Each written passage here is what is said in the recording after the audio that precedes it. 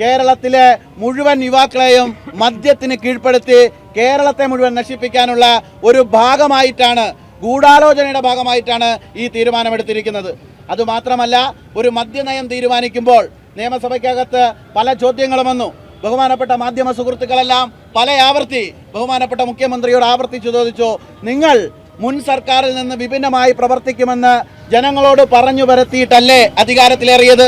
മുൻ സർക്കാരിൻ്റെ നയങ്ങളും നിലപാടുകളും അതുപോലെ തുടരില്ല എന്ന് ജനങ്ങൾക്ക് വാക്ക് കൊടുത്തിട്ടല്ലേ അധികാരത്തിലേറിയത്?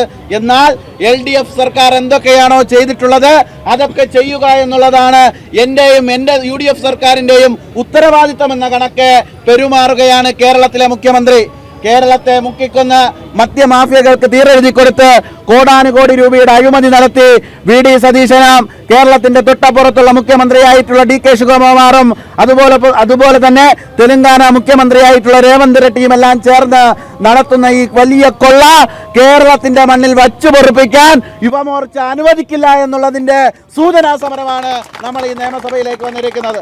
ഈ നിയമസഭയിലേക്ക് വരുമ്പോൾ ഞങ്ങൾക്ക് പറയാനുള്ള ഒരേ ഒരു കാര്യം, കേരളത്തിൻ്റെ മണ്ണിൽ ബെക്കാടി കമ്പനിക്ക് വേണ്ടി നികുതി ഇളവ് ചെയ്തു കൊടുത്ത് കേരളത്തിൽ മദ്യം സുലഭമാക്കി മാറ്റാനുള്ള VD സതീശൻ സർക്കാരിൻ്റെ നിലപാടിൽ നിന്ന് പിന്നോട്ട് പോകണമെന്നുള്ളതാണ് ഞങ്ങൾ മുന്നോട്ട് വയ്ക്കുന്ന ആവശ്യം. രണ്ടാമത്തെ ആവശ്യം, ഇവിടുത്തെ കുട്ടികൾക്ക് ന്യായമായി ലഭിക്കേണ്ട അവകാശങ്ങൾ ഹനിക്കപ്പെടുന്ന സാഹചര്യമാണ്. കേന്ദ്ര സർക്കാർ പ്രഖ്യാപിച്ചിട്ടുള്ള PM ശ്രീ പദ്ധതി ഇന്നും കുട്ടികൾക്ക് കിട്ടുന്ന സാഹചര്യമില്ല. ഇന്ന് ഒപ്പുവെക്കും, ഇന്ന് നടപ്പിലാക്കും, നാളെ നടപ്പിലാക്കുമെന്ന് പറഞ്ഞ് സമിതി വെച്ച് ചർച്ച ചെയ്ത് കൊണ്ടുവരികയാണ്. കുട്ടികൾക്ക് കിട്ടുന്ന അവകാശങ്ങൾ നടപ്പിലാക്കുന്നതിന് സമിതികൾ വെച്ച് അനന്തരമായി നീട്ടിക്കൊണ്ടുപോവുകയും ബെക്കാടി കമ്പനിക്ക്, മദ്യ കമ്പനിക്ക് നികുതി ഇളവ് ചെയ്ത് കൊടുത്ത് വീര്യം കുറഞ്ഞ മദ്യം യഥേഷ്ടം വിൽക്കാനുള്ള ഒരു സാഹചര്യം ഒരുക്കി കൊടുക്കുന്നതിന് വേണ്ടിയിട്ട് ഇവിടുത്തെ മുഖ്യമന്ത്രിക്ക് UDF ഘടകകക്ഷികളോട് പോലും കോൺഗ്രസ് നേതൃത്വത്തോട് പോലും ചർച്ച ചെയ്യേണ്ട ഒരു ആവശ്യവും വന്നിട്ടില്ല. ഒരു നേരം വെളുത്ത് എഴുന്നേൽക്കുന്ന സമയത്ത് താൻ എഴുതിക്കൊണ്ടിരുന്ന ബഡ്ജറ്റിനുള്ളിലേക്ക് ഇത് എഴുതി ചേർക്കുന്നതിന് ഒരു ചർച്ചയുടെയും ആവശ്യമുണ്ടായിരുന്നില്ല. കുട്ടികളുടെ പഠനം, വിദ്യാഭ്യാസം എന്നുള്ളതിന് നടപ്പിലാക്കാൻ 1000 സമിതികൾ, 1000 ചർച്ചകൾ. മദ്യം സുലഭമാക്കുന്നതിന് ചർച്ചയില്ല, സമിതിയില്ല, ഒന്നുമില്ല. ഇത് അഴിമതിയുടെ ലക്ഷണമാണ്. ഈ കൂട്ടുമുന്നണിയുടെ അഴിമതിയെ ജനസമക്ഷം തുറന്നു കാണിക്കുന്ന ഉത്തരവാദിത്തം യുവമോർച്ച ഏറ്റെടുക്കുകയാണ്. ഞങ്ങൾ ഇന്ന് ഈ സമരം ഇവിടെ സൂചനാപരമായി നടപ്പിലാക്കിയതിൻ്റെ പ്രധാന ഉദ്ദേശം ഞാൻ സൂചിപ്പിച്ചു കഴിഞ്ഞു. ഈ സമരം ബെക്കാടി കമ്പനിക്ക്, മദ്യ കമ്പനിക്ക് വീര്യം കുറഞ്ഞ മദ്യത്തിന് നികുതി ഇളവ് ചെയ്തു കൊടുത്ത് കേരളത്തിൻ്റെ മണ്ണിൽ ഒരു മദ്യമെങ്കിലും വിൽക്കാമെന്നുള്ള മുൻകൈയുമായി മുന്നോട്ട് പോകണമെങ്കിൽ ഈ സമരം ഞങ്ങൾ നിയമസഭയ്ക്കകത്ത് നടത്തുന്ന സാഹചര്യം ഉണ്ടാകുമെന്നുള്ളതാണ്.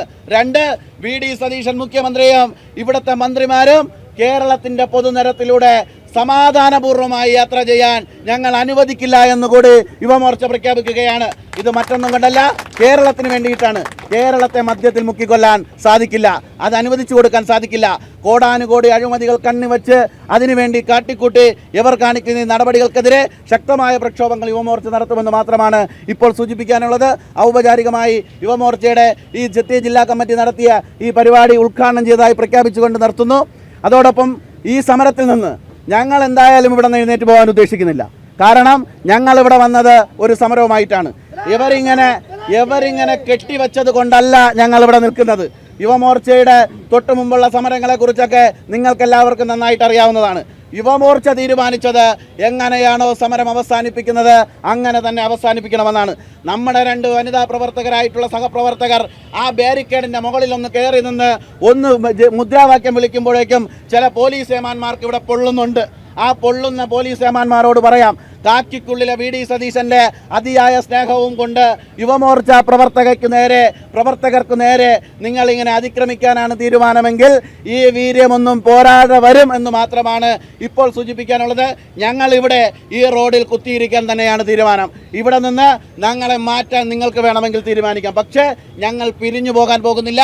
ഇവിടെ വന്ന പ്രവർത്തകർ ഈ നടുറോട്ടിൽ കുത്തിയിരുന്ന് പ്രതിഷേധിക്കുമെന്ന് മാത്രമാണ് ഇപ്പോൾ സൂചിപ്പിക്കാനുള്ളത്.